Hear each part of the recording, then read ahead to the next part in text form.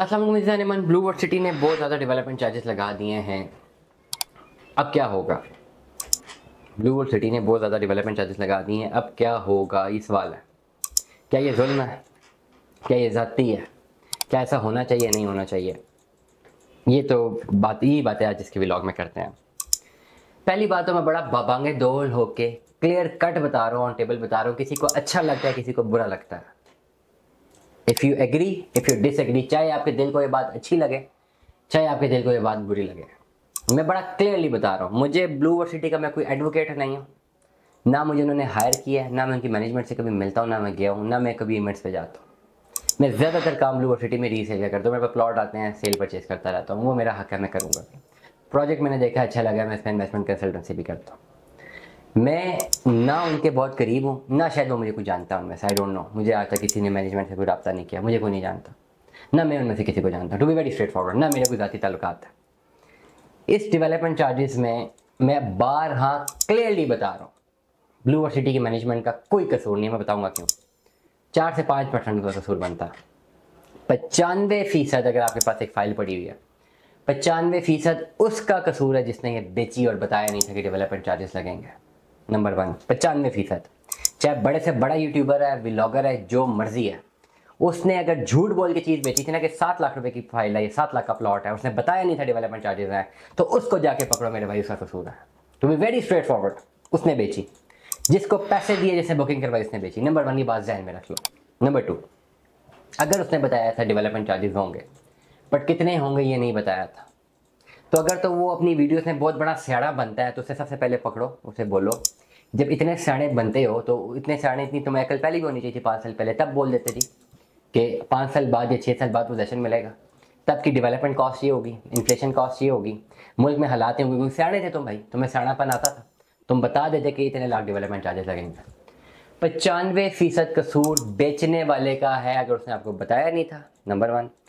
Number 2, बताया था तो सही से बताया नहीं कि कितने बनते हैं।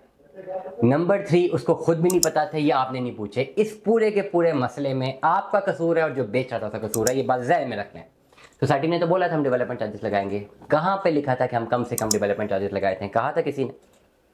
कहा था? उन्होंने तो इस बात पे फुल टॉस पे छक्का मारा। उन्होंने जब कहा ही नहीं था, या तो उन्होंने कम्युनिकेट किया होता कि हम डेवलपमेंट चार्जेस बहुत कम लगाएंगे, या डेवलपमेंट चार्जेस की कॉस्ट लगा दी होती कॉस्ट ऑफ फाइल में। उन्होंने कहा था हम डेवलपमेंट चार्जेस पोजेशन मिलने पे लगाएंगे।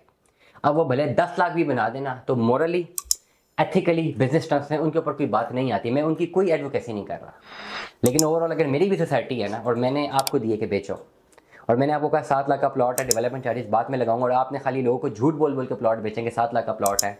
आज मैं 10 लाख डेवलपमेंट चार्जेस पर मरला लगा रहा हूँ ना, तो लोगों को आपको पकड़ना चाहिए, क्योंकि आपने क्यों नहीं बताया कि डेवलपमेंट चार्जेस होंगे? मैंने तो बता दिया था डेवलपमेंट चार्जेस होंगे आपको, क्योंकि मार्केटिंग मैंने खुद तो नहीं की थी, आपसे करवाई थी। आपने क्यों नहीं बोला?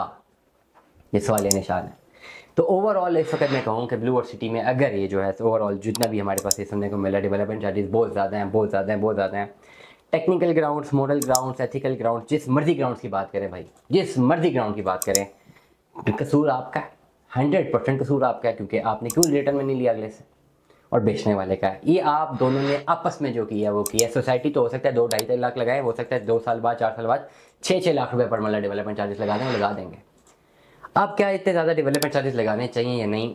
ब्लू वर्ड सिटी की मैनेजमेंट को चाहिए कि इतने ज़्यादा डेवलपमेंट चार्जेस ना लगाएं, जब आपको पता भी है कि ये आप ही के साथ जुड़े बहुत सारे सेलर्स ने इस तरह की गलत बयानी की है, कस्टमर्स को बताया ही नहीं है। बहुत सारे, मैं सारों की बात नहीं कर रहा, बहुत सारों ने बताया नहीं है, तो उन्होंने लिहाज नहीं किया, थोड़ा आप कर लें। अभी हम अपनी रिसर्च करते हैं तो पता लगता है जी डेवलपमेंट कॉस्ट इतनी ज़्यादा है कि सोसाइटी कहती है हमारे पास क्या ऑप्शन है, हमारे पास कोई ऑप्शन नहीं बची।